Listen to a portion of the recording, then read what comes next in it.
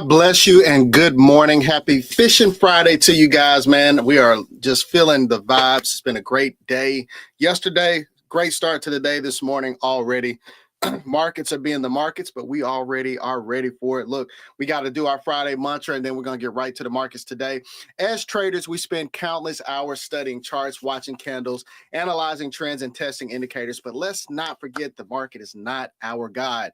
It is a tool, a resource, an opportunity, but only God is our source. If we can apply this same hunger and discipline to seeking God, the return is eternal. Here's how the heart of a trader mirrors the heart of a believer who's hungry for God's presence. Number one, mindset. In trading, your mindset determines your reactions to wins and losses. In your faith walk, your mindset must be set on the things above, according to Colossians 3:2. A kingdom mindset doesn't just chase money, it chases purpose. All right, patience.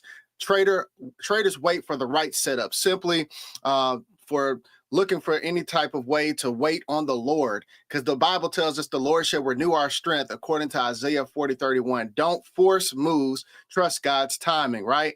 Discipline. Sticking to your strategy in the market requires discipline in life, right? In life, God's disciplines those that he loves, according to Hebrews chapter 12, verse 6. Obedience to him may not always feel good, but it leads to growth and wisdom. The candles, right? The candles. Each candle tells a story of price movement, right? Just like every moment in life tells a story of faith. Some candles close red, some close green, but the author and finisher of our faith is always printing, right? He's still writing our chart each and every day. The trend, right? Market trends up and down. Likewise, life has highs and lows, but Jesus Christ is the same yesterday, today, and forever, according to Hebrews 13:8. So stay connected to what never changes. Number 6, the indicators, MACD, RSI, EMA, they hint at what's next. But the best indicator in life is the Holy Spirit. The Holy Spirit leads you into all truth, according to John 16:13. So don't just read signals, seek revelation, right? Number 7, technical analysis. You study past price actions to predict future moves. God invites us to reflect on his past faithfulness to build our future trust, according to Lamentations 3:21-23. His record is flawless, right? Number 8, fundamental analysis. Traders research earnings, growth, and debt, but have you examined the foundation of your faith, built your life on the rock, according to Matthew 7:24-25, not the unstable waves of the world, right? Our losses, right? Our losses teach, they humble us, right? And God loss is never wasted. What you meant for evil, God meant for good, according to Genesis 50, verse 20. Let God turn your red candles into redemption stories. Number 10, profits feel good, the gains, right? But spiritual gains always last forever. The word teaches us to store up for yourselves treasures in heaven, according to Matthew 6:19-21. Your soul is your most valuable asset, so always secure that first. In closing, remember, you don't need a perfect strategy to be loved by God, but when you seek him first, he gives you wisdom for every area, including your trades. So stay hungry for his word, stay alert to his signals, and stay faithful to his drawdowns, because the greatest trade ever made was Jesus giving his life for yours. Look, that is our Friday mantra. We do that every Friday before we get to it. Good morning to each and every one of you guys. I love being consistent. I'm consistent with everything, but being on time, right? But nevertheless, we're going to go right to it. I want to take a look at the futures, and I'm going to get right to you guys' questions this morning. Let's get that up on the screen for you right now. That's it. All right, here we go. All right, so taking a look at the futures, we should be red this morning because, well, Donald Trump is telling us that he's been in talks with China, but China said, nah, bruh, stop the cap. So we got the Dow's down about 151. S&P is down about 9.25 points. NASDAQ's down about 49 points. Russell's down about 16. The Nikkei was up about 30, or it's up about 30 points right now, which it's okay. It looks pretty flat. European stocks are up 24 points, also very flat. Now the Australian stocks are up about 129 points, with VIX actually pushing back up. So I want to look at our fear and greed level real quick. And as you can see, we're at 33. This thing has moved up quite a bit closer towards that neutral after that beautiful run that we had earlier yesterday, and we've actually had three really, really nice days. Also, just some quick top stock market headlines. Let's look at those fast. So, stock futures slide after 3-day winning streak. Trump asserts trade talks with China are underway after Beijing denies any ongoing negotiations. He also signs an order to boost deep sea mining, seeking to break China's critical mineral dominance. Of course, Google ran on earnings. Hopefully, somebody will ask about Google today. We'll take a look at it because it's your show, not mine today, right? Also, just as we look into next week, we got some pretty big data coming out next week. We got gross domestic product on Wednesday and the core PCE on next Wednesday next week. We got jobless claims and auto sales on the first and unemployment rate on next Friday. So I want to take a quick glance at the almanac. I thought I had it close by. I guess I don't. I guess we'll circle back on that on Monday and kind of see what the beginning of May typically holds for us. Also, speaking of the beginning of next week, I want you guys to screenshot this right now. These are the earnings for next week. We got SoFi on next Tuesday, UPS on next Tuesday, the 29th. You also got Visa next Tuesday evening, First Solar. I think those two are going to be hot. Snap Incorporated. Also, I think that'll be one to watch next week as well. You got GE Healthcare on next Wednesday. I think that they're going to do bad. You got Etsy, Microsoft and Meta and Robinhood and Qualcomm on next Wednesday evening. So it's going to be a very big week for them. Cheesecake Factory, I didn't know they actually still were publicly traded. So they got earnings next Wednesday. I might go look at a put, or they might have a squeeze or something on that. Eli Lilly next Thursday, Apple next Thursday evening with Amazon, MicroStrategy, Airbnb, Reddit, Square, Roku. Man, we got a lot of big earnings, big players next week. ExxonMobil next Friday, Chevron, Fubo, and Shell. So hope you got that quick screenshot. Speaking of screenshot, let me go ahead and give you guys your biggest gainers and losers. Get this right now. Hope you got that now. RMD, URI, Team, and Hood, top 5. And then on the downside, FI, IBM, Pepsi, PG, CMCA. CrowdStrike was moving pretty decent yesterday as well. And also, here are your lotto plays. Give you guys that real quick, and I'm going right to your questions right after this. All right, so here we go. Get your screenshot now. All right, so right to the questions and the answers, right? So let's see what we got going here. Just going through the comments, it says service disconnected. Okay, there we go. All right. All right, Darren. Good morning, Mark. Happy Friday. Good morning to you. Good morning, Crystal. Good morning, Gabe. Good morning, King Vic. Good morning. Thank God it's Friday for sure. Garrett Brown, Fisher of Man. What's up, my brother? Good to see you. Shout out to Arkansas. Lisa, what's up? Good morning, Red E. Good morning, Red E. Shout out to the Red E Society. Good morning, Lisa. Good morning, T. Williams. Good morning, Michelle. Good morning, Mariana. Here's a question. How's BBAI looking to you earnings next week? And I'm looking at a $5 strike for January 16, 2026. Man, bro just gave you the play. All right, so let's take a look at BBAI Forum real quick, ladies and gentlemen. Let's turn some stuff off. I don't need all this stuff right now. Not until we get to trading. All right, so let's look at BBAI. I want to actually look at this on the 130-minute time frame. It already ran up and rejected at 321. BBAI, it did have a pretty big high a while back. I remember it ran to almost 12, $13, if I'm not mistaken. We went up to about it's $10.35. But I think the buying pressure has slowed down, especially on the weekly and monthly. I think it possibly could consolidate as we get to earnings. I don't think it will run up that much right now. It kind of depends on, I guess, Nvidia and several other things. Analysts do call for a $7 price target on BBAI. Those leaps will do well. I mean, because again, we're not even where we need to be as far as artificial intelligence, but I actually believe that this thing is going to reverse and come down to at least 290, maybe even 281 Vic. BBAI is not very bullish at the moment. And I think the run has been short-lived, and Even looking at the MACD, we're about to coil back over. It could just be a trap, but there is a strong buy signal on the daily that's been there since freaking what is this?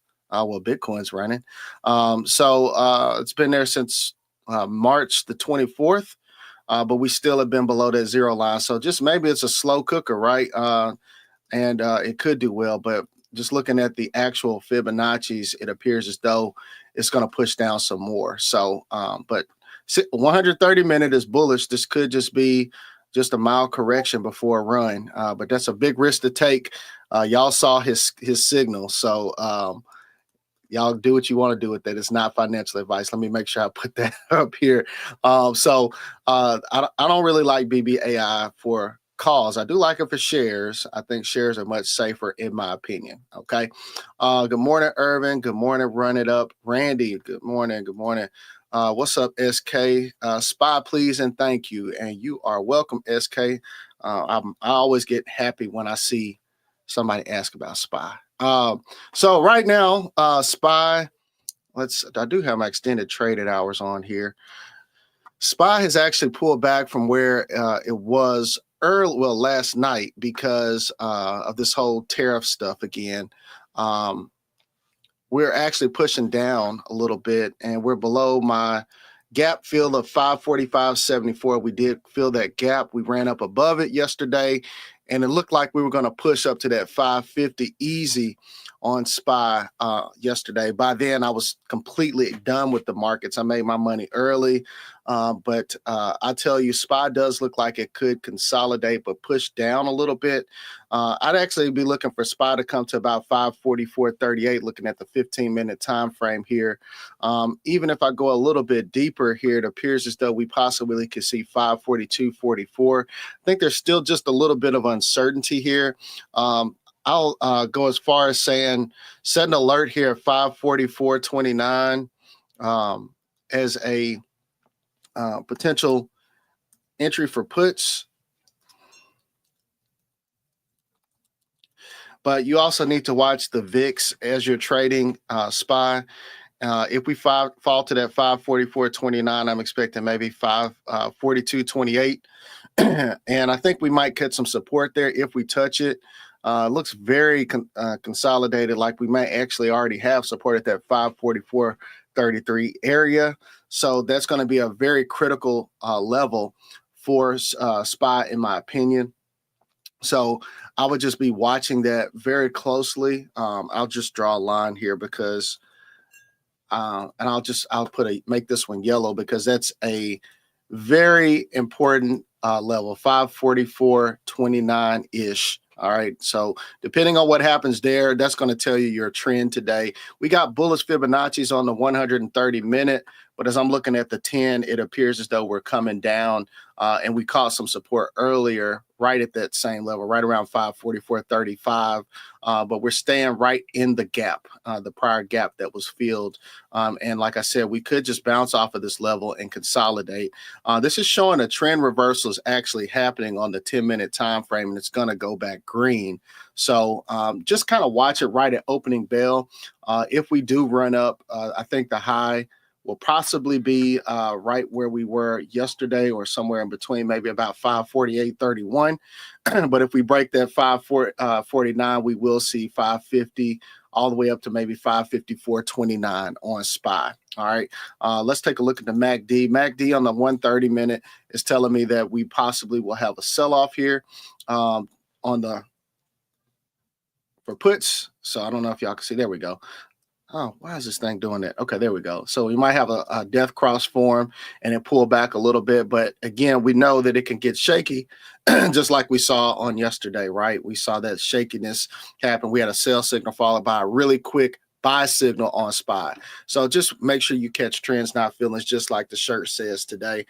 Because again, we don't know what the market is going to give us until the bell rings. Now, one tip I'll tell you is that you can always go take a look at the futures ES mini. It'll give you an idea. And we're seeing right now just looking at, this is what you would call the S&P index, right? It looks like the S&P index is mostly bearish and it caused some support as well, but we're on a downtrend. So I'll be watching the S&P. The S&P falls below $5,493.25. Of course, puts are going to be in play, and especially if it falls below 5,486, then everything's dying. All right. All right. So those are some things I would closely monitor as far as SPY is concerned. Okay. Good morning, Raj. Thought on SPY today. Oh, we just hit that. Mariana, good morning. Would you look at Google, please? I would love to look at Google, because this, as I'm helping you, I'm helping myself, right? So looking at Google, Google's earnings were great, right? I was expecting them to make or break the market. We drew that line in the sand at 161.92. That's what we need to hold above today. As long as we stay above 161.92, I think that we will bounce back to the upside. Problem zone is going to be 163.43. At that level, we might want to definitely start looking at puts. I will say that right at opening bell, a lot of those whales, a lot of the dark pool, they're going to be taking profits on their calls on Google.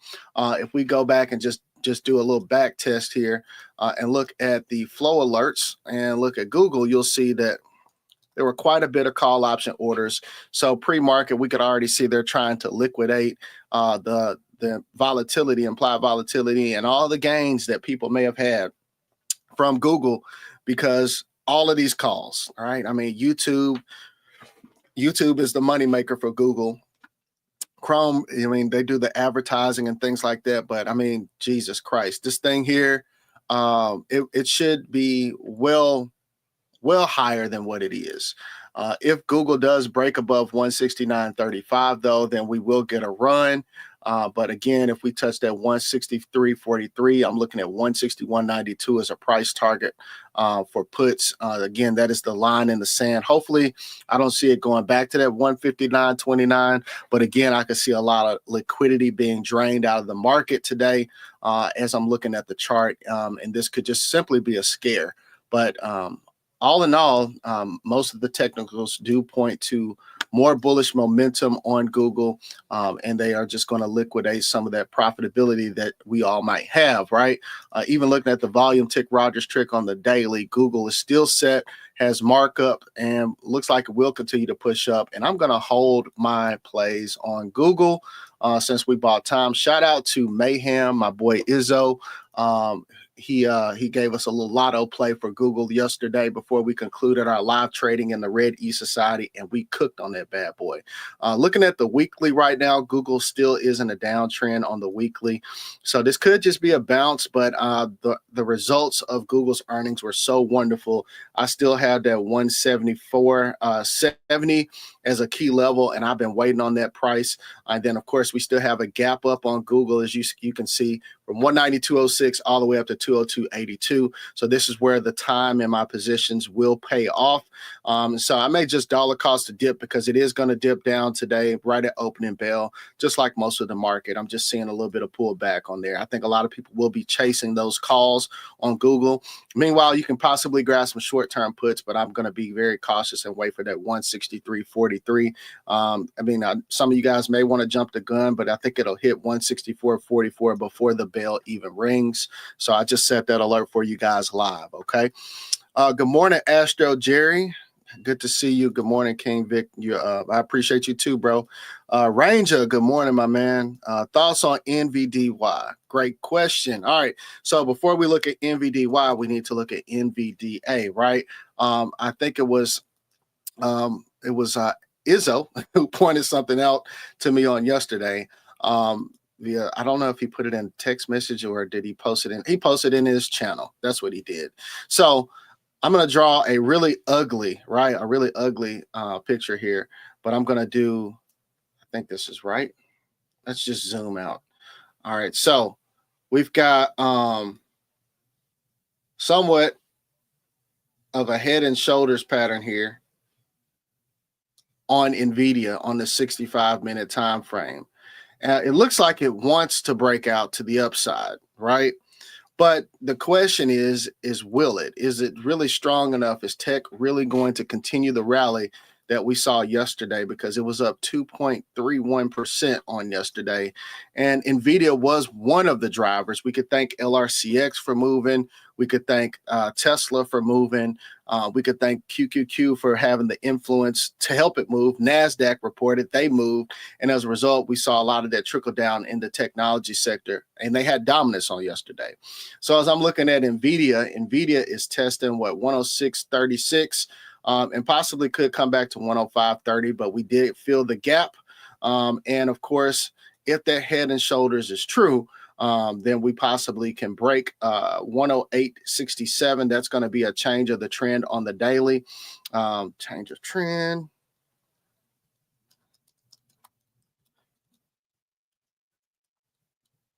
And if we break that level, then of course we'll start to push back up, maybe see 111 and then 114, and then a complete break of structure at 122.18. I don't think we'll get there in the immediate term, but of course, if tensions do die down with these tariff talks with China, it's going to help Nvidia. That being said, if it helps Nvidia, NVDY, which is a yield max dividend paying ETF. I mean, which I think this is great for those who are just getting started started in buying shares, buying stocks or whatever, because it's inexpensive and the dividends are pretty dope, right? You think about MSTY, look, and NVDY is at a completely large discount compared to where it's headed, right? Looking at the monthly, you can see that the high was at 1981. Weekly, we're still kind of pushing down a little bit, and there's a lot of support at $11.83 on NVDY, but you need Nvidia to start pushing up. And even though it's delayed, it won't be denied, right? Just like those ETF approvals for HBAR, they're delayed, they're just not denied. They're trying to make a decision on them, right? So as a result, I think that we will see a 16 to maybe $20 NVDY maybe a year or 2 years from now, maybe less than that. But Nvidia is going to have to push in order for that to happen. Nvidia did report that there's still a lot of demand for their semiconductors and their services, right? So as a result, I think that that's going to trickle down to everything associated with Nvidia, every proxy play, including none other than AMD, right? AMD, I think, also has some potential as well. I was talking to Sincere yesterday, and he said, man, I think AMD is tired of playing in the dirt. So I think that, again, a lot of people are going to get that love that comes from NVIDIA when it does take off, if that inverted head and shoulders does manifest itself that we saw in that 65-minute time frame to push it up to that $108 price. So NVDY is a great proxy, right? T. Williams, we just looked at Google. We've already looked at SPY. We looked at Nvidia and NVDY. Let's look at Pepsi. Pepsi should be getting cooked today. What's up with your Ranger? Yeah, they should be getting cooked today. We're at 135.66. I just noticed from reading the news. So let's see here. Let this load. So I'm looking at Pepsi right now. Caught a little bit of support at 134.56. One thing I think that's going to hurt Pepsi, or that has already hurt Pepsi, is the fact that a lot of that red dye stuff is now banned in the U.S. Red 24, red, whatever it is. But a lot of that stuff that they used to make candy and stuff that they put in chips and cereal and stuff like that, we got to keep in mind that Pepsi does more than just make Pepsi, right? So PepsiCo, it did take a hit on yesterday because of that news. Looks like it caught a little bit of support here at 134.46. It's mostly bearish, but catching a little bit of bullish rebound here on the 130-minute time frame. I want to zoom out. Yeah, it looks like it's just rebounding just slightly. But I don't know if this run will stick or if it's just going to consolidate right now. The trend doesn't appear to be completely reversing bearish, but there's a death cross forming on the shorter time frame. 15-minute, and we still got bearish Fibonacci's here pushing that thing down. So that's something I would be concerned about, Ranger. And it did have support the last time here at 135.19, but that still keeps us at 135. So if you're trying to do a short-term trade on Pepsi, I just don't think the shorter-term trades will do very well.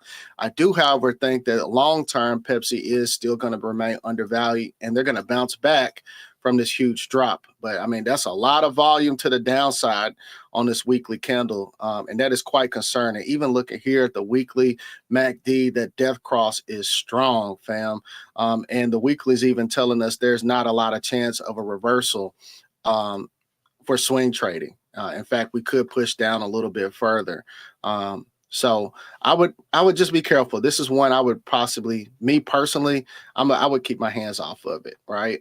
So look at that. They also missed earnings according to them. They got price target cut to 160 from 170. A lot of price cuts on it. So that may be why it's kind of bouncing a little bit. But yeah, so many things are affecting this company. All right. So moving to the next one. How do you like MSTY for 5 years out? All right. So I love MSTY for as long as you can hold it. I think 100 shares minimum is a wise move on MSTY, unless something bad happens with none other than MicroStrategy, right? MSTR, right? So it looks like ES is coming down. It's getting worse. So MSTR right now is up to $355.99. My next level is $384. As MSTR goes up, you can best believe that MSTY is going to go up. We were talking about NVDY earlier, and the dividends that you can get by having ownership of the shares. Well, that's exactly how I feel about MSTY. 100 shares minimum is smart. You'll average anywhere from $200 a month in dividend payments from MSTY, per 100 shares, depending on the value of the actual ticker. So if it continues to break these levels and goes back above $30, meaning that MicroStrategy has ran and went up to about 400 or 500, and that Bitcoin is likely ran too, then of course you're going to be getting paid consistently. So if you do decide to hold this thing for 5 years, you got 5 years worth of dividends, my friend, every month for 12 months. Dividends every month. So that's something that you can't beat with a stick, right? So this is why I really like MSTY, but again, it has a contingency. So everything does have an expiration date. Just think about that. So if MicroStrategy has a legal issue, or if they're actually found to be quote unquote operating as an illegal trust, then of course that would be an issue. But currently the government hasn't had any problems with MicroStrategy. Neither do I, and neither do I have a problem with the dividends that you get from MSTY. All right. So I think it's a great play. Astro Jerry says he loves MSTY as well. Mariana says Bitcoin is running. Let's just take a quick look at Bitcoin. People rarely come on and ask about crypto, and I love it when people come on here and ask about crypto. But this is a good sign. I love the fact that Bitcoin and crypto has decoupled from the stock market. It's doing its own thing. We got a beautiful bull flag here on the 130-minute, and we touched a key level, right? Let me zoom in a little bit closer because I want to make sure my eyes are not playing tricks on me. We touched $95,013, right? I'm actually going to turn this one back on and say boom, baby, because this is huge. That's a huge level. When we looked at this a couple of days ago, actually every day this week, I think we looked at Bitcoin. I made a note yesterday on the weekly. We need to see $96,944 for it to break out. That would be at our golden ratio. We'll get a complete change of the Fibonacci's, and then we'll inch our way up to about 101,000. Remember, the high was around 109, but this could happen by Sunday, okay? That 96,944 could happen by Sunday. I won't say that it will, but it could. So that's something I would definitely be on the watch for. There's a lot of volume right now on this candle, looking at the weekly, and we got a lot of bullish rebound coming in on the weekly for Bitcoin. I am still holding, not selling. I'm chilling, sitting on that Bitcoin. But man, I'm very excited for this movement and the price action here. And since we're already in this space, let's just look at cryptobubbles.net real quick. We see Bitcoin is up 2.3%, BNB up 1.5%, and my favorite, Solana is up 5.1%. The Ethereum killer, XRP is up 2.2%, slow mover, but it's all good. Was it Trey Songz, a slow motion? We could take our time, right? Isn't that what it says? So XRP, keep taking your time so we can keep buying the dip, right? Short term, we see XCN is still pumping. I'm still holding a lot of that. Jasmine's moving. Sui's moving as well. Jupiter is moving. And if you're still in that pith signal that I put out a couple weeks ago, you're printing money. All right. So moving on to the next question. Can you look at IBM and GE Vernova? I love GE Vernova. Shout out to my dad for putting me on that. We'll start there first. GEV, they had earnings on Wednesday. So it did pump, but I think we consolidate a little bit here just with the market. But this is one that I remain very bullish on. If it does pull back, I'm looking at 355.27. They had dividend payments also come out this week as well. When GE split, of course, it broke into three companies. You have GE, GE Vernova, and GE Healthcare, which reports next Wednesday. But it looks like GE Vernova could come to about 355.46 at the worst case scenario. But also, I want to note that there is a gap up now because of this current market condition that is pushes all the way up to 363. I'll make this one purple because that's my color. Thanks to my bro. All right, and 360 is where it gapped down to. So once we get back in that gap, we'll start to push back up. But also, I just want to note that we do have a little bit of bearish resistance on the overall market at the moment. So understand it can come back to at least that 355, maybe even 347 at the worst case scenario intraday. We do want it to stay in that gap, but I'm seeing a lot of death crosses across the board on most of the market with anything that's not associated with Elon Musk or Bitcoin. All right. So GE Vernova, just expect it to just consolidate and pull back just a hair. Okay. So moving on to the next one. Jordan asked about Palantir. I'm glad you asked about Palantir, Jordan. This is one that's pretty popular amongst us here. And Palantir cooked yesterday. I took profits. My boy Angel was like, man, look, it's still going to keep going. I was like, look, I can't watch the market all day. I don't want to sit up here and I got stuff going on. So I'm taking my green while I see it. And then what do you know? It takes off and keeps going and breaks past 106, then 107, and then touch that 108.56. We're already up a little bit pre-market. We had a high of about 110.10. We did reject here on the 2-hour, 130-minute time frame, showing that same reject. We possibly could revisit that 107.26 on Palantir, creating another good long-term buying opportunity for those of you interested in this ticker. Again, I think Palantir and Pegasus are two of the most undervalued stocks in this game right now. Pegasus actually ran up. We got in yesterday in the red E, filled that gap up. And I think these two are dynamic cyber war plays, right? Cyber war plays. So Palantir is the leader in the game, and then you got Pegasus right there behind them. But again, I think we will see it at least at 107.26, and then we'll possibly push back up and revisit 109.38. And then if we can break above the 110.05, then that'll possibly establish a new level of support, or it could reject or support. All right, so we need to see what happens at that level, but understand it will likely either consolidate or pull back most of the day because the market is or has actually moved quite bearish today. All right, so I'm just peeping over here at the S&P index. S&P index looks like it has a double bottom, so maybe we will push up after all. But again, we just need some additional catalysts to get us there. because again, the market is choppy. It's always choppy, right? But we just catch trends, not feelings around here. But I still think Palantir is a great long-term investment. Let me actually go down here for you and get some additional information. They actually say it's neutral and overvalued, which is crazy. They say $160 price by next year. Remember, I called for $100 before March, and that happened in January. And I was calling that out for a while. And then let's see real quick. Let's take a look at one more thing. Let's go over here to Trady Ticks real quick. I want you guys to see the seasonality of Palantir. And we already know about the government contract, so that's kind of minute at this point.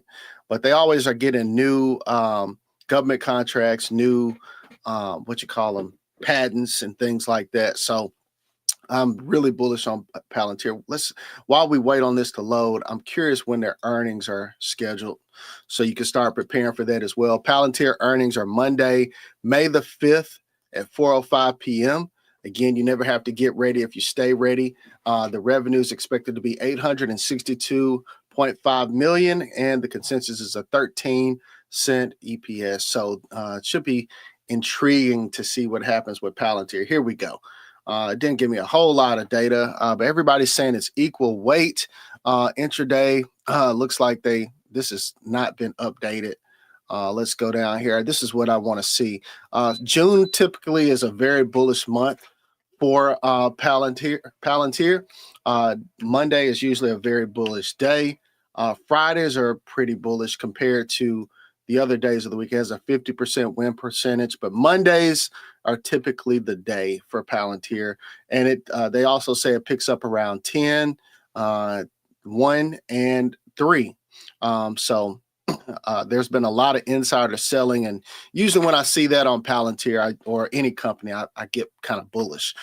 So long term, I think that Palantir is a phenomenal investment. Okay.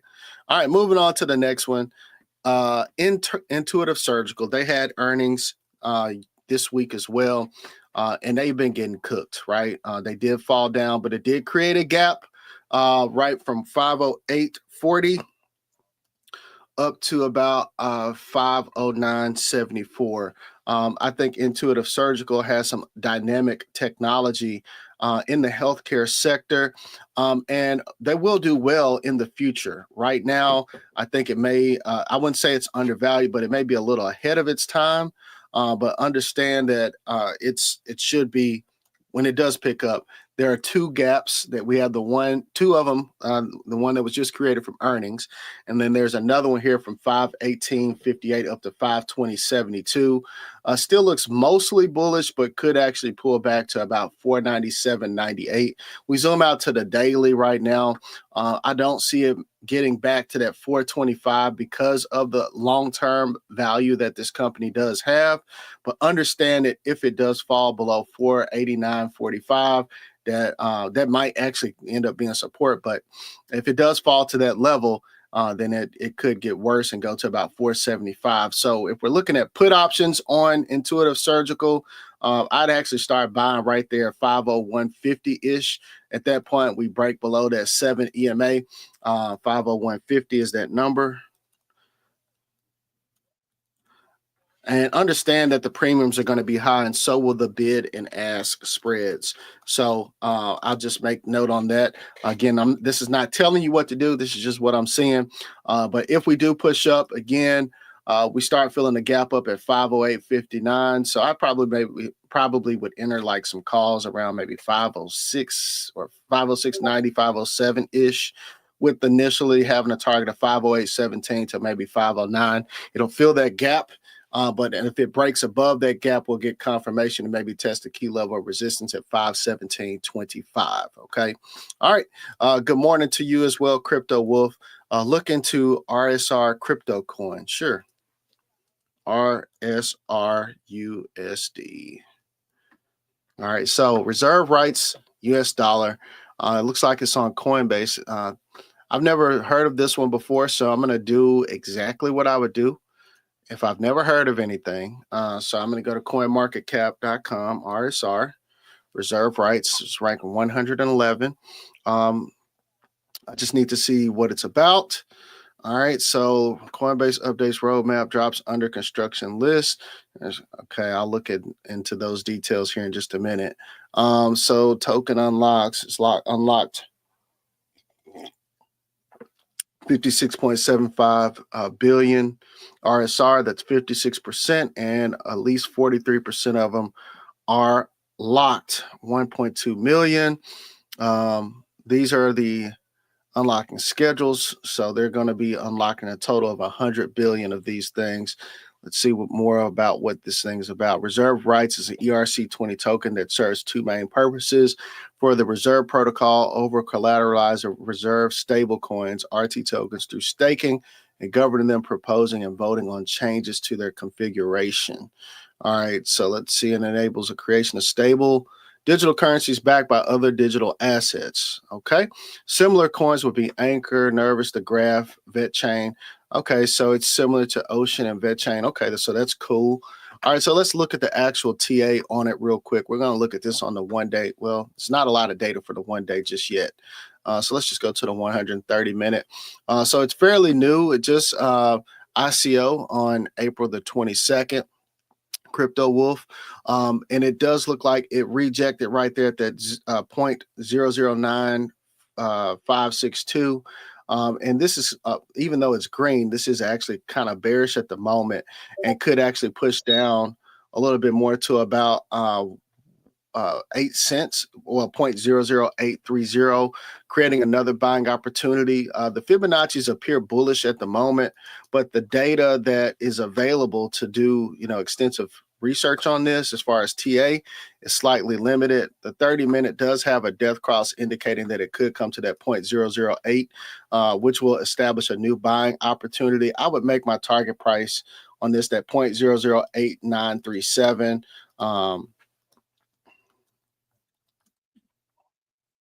I'm actually making a note. I would watch it, as well as Ocean and VetChain. We know VetChain typically moves with the price action of Bitcoin, but seeing that this is ERC20 and Ethereum's been having a tough time right now, it may not move up until Ethereum starts to recover.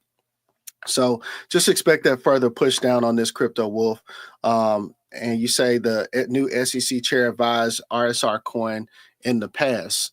Interesting. So I don't know, man. Maybe we'll have to just wait and see what happens in October once we get those dates released, as far as what you call it, the ETFs. All right. So that's something worth looking at. But thank you for bringing this to my attention, my friend. King Vic, what are your top 3 quantum computing stocks for the long term, maybe 2 to 5 years? All right. Number 1 should be the easiest one, right? IONQ, right? That's the first one. I love our IONQ. I think this is one that is completely undervalued. They have a partnership with Nvidia as well. It's not really talked about a whole lot. But quantum computing, I think this is going to be one of the top ones.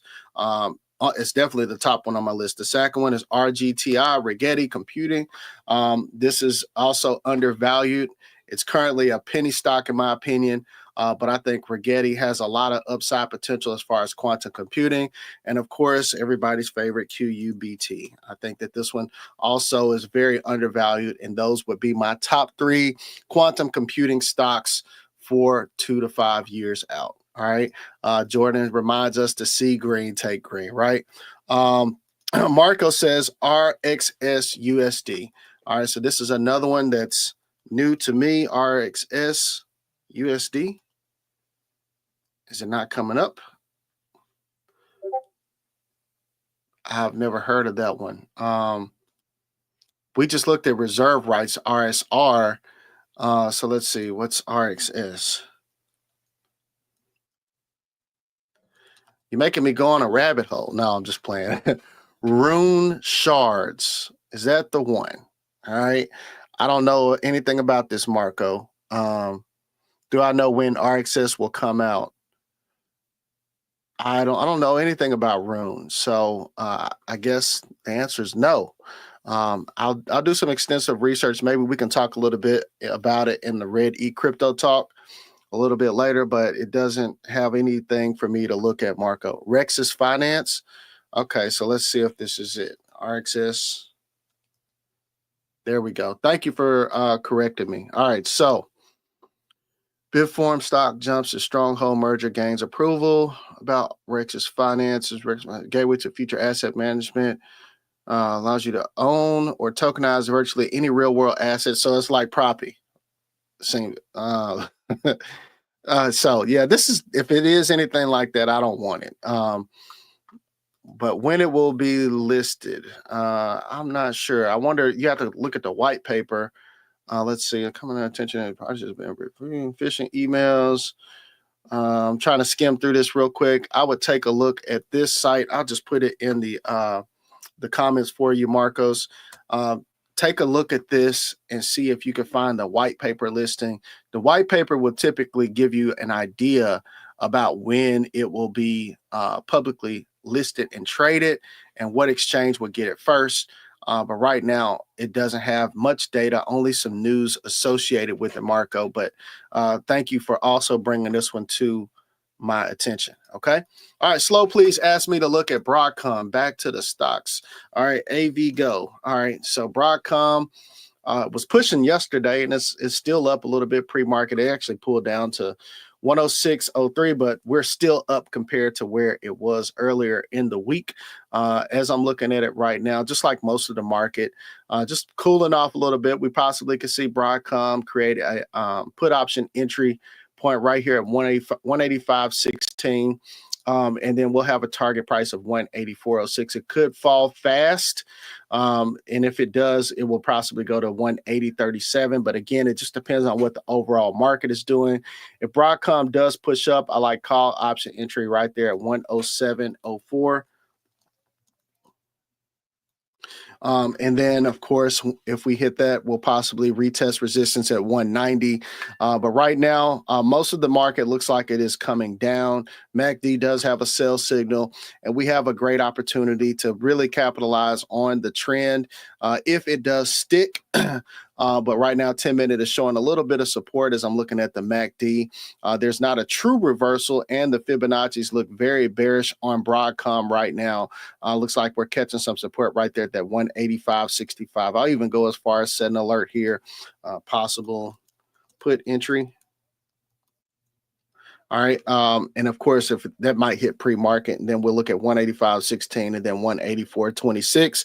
A break below 184.26 will be dropping. Okay. We'll be dropping hard. Okay. All right. So awesome. All right. Let's look at American Rebel Holdings, AREB. AREB. All right. So let's see here. Another penny stock. It's been cooking this morning. It's up 13% off of the highs of $4.74. Looks like it's trying to consolidate. Fibonacci's look pretty daggone bullish right now. It will break out around $4.79 for another possible squeeze.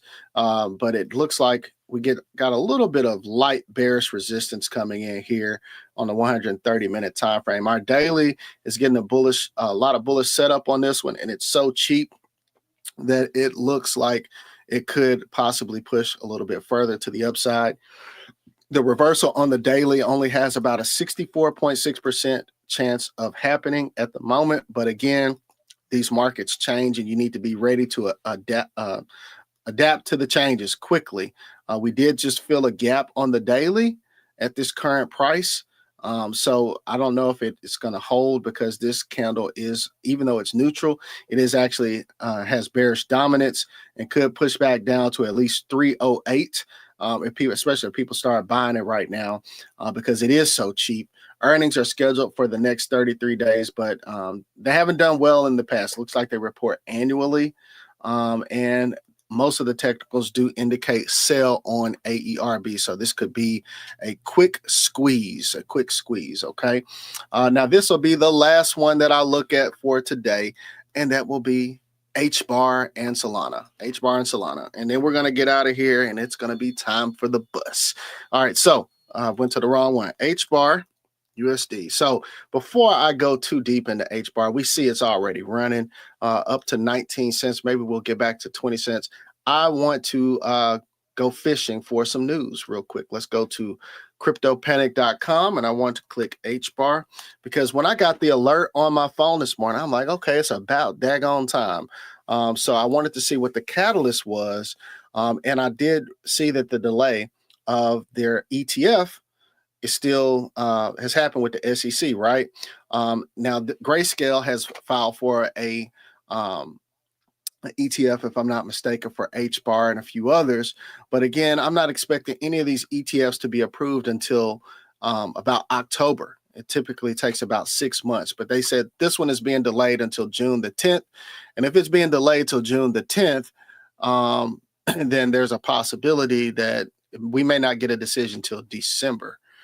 So again, it can take up to 6 months for them to get these decisions back. And I'm trying to see, is there anything else here for HBAR?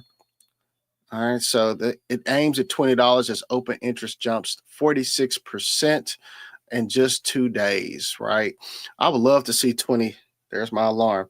20 cents again on HBAR. So let's look at this real quick. All right. So we're at the top of resistance on the daily. So we got bullish Fibonacci's right now. MACD looks good. We're cooling off a little bit looking at the volume tick Rogers trick, which you can get that indicator in the Red E Society. And that is my Discord community. I'll show you guys a little bit what that looks like if I got time. And then, of course, looking at the weekly here, we've got a golden cross. Actually, this is a death cross. I'm sorry. So we're still in a death cross on the weekly, and we need to see HBAR at least 22 cents for it to start testing a reversal entirely. We completely reverse at 26 cents. Okay. So that will be our change of the trend at that particular level. And then 31 cents will get us there. Okay. Also, you asked me to look at Solana. I'll do that really quick. I'm really pushing it, but why not? Solana is at 154.89. Still want to see 161.69 for a slight change of the trend on the daily. We're already there.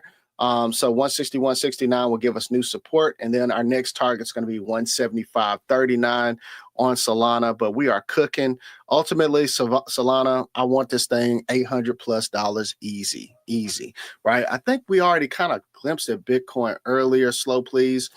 So you might want to go check the replay. But look, I'm overtime. Guys, I have to get out of here. Usually, I guess it would be, 8:40 Eastern. It's supposed to be my cutoff time because the bus is on the way. All right. So, or I either got to take the kids to school. It's going to be either one of those. But remember to always keep God first. I hope y'all have a wonderful weekend. And remember, you never have to get ready if you stay ready, y'all. Look, I'll see you guys for the live trading. If you have the Elite Traders Blueprint, don't forget the link to the Zoom call is still in your bundle. We will be live trading today. I think the link will change after today's. We're going to have an updated link. So those links have to randomly change because they can, just for security purposes. So please go check your bundle. If you have it, come on and trade with us. We trade until 12 noon Eastern. And of course, the link is already posted in the Red E Society under the Friday live trading tab. So look forward to seeing you guys today. Make sure you always keep God first and secure the bag. Peace.